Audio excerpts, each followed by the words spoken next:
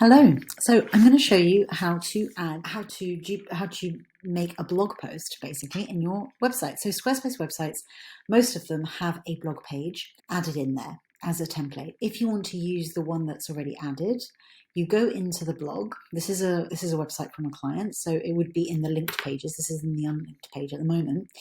And there will be a few demo blogs there already.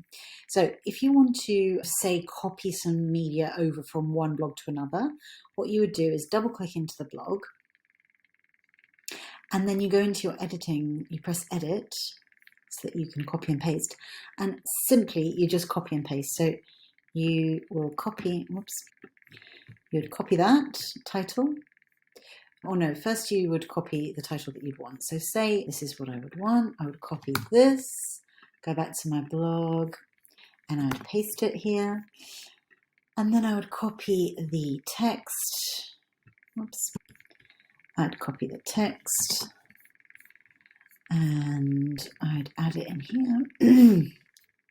And then I might want to add some photos. So say I wanted to add a photo. I would get an entry point in here somewhere.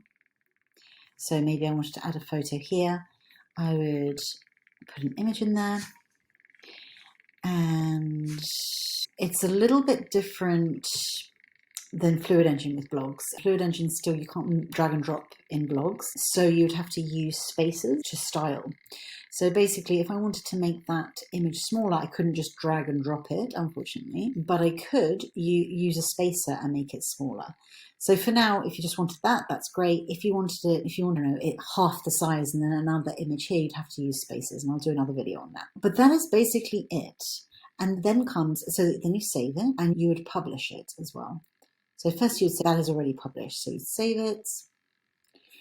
And so that will be on your, I'm going to do another video on how to SEO the blog post so that you have the highest chance to basically be found on Google. So if you know your tag words and you know what kind of audience you want, then that would be a great next step. So watch that video below.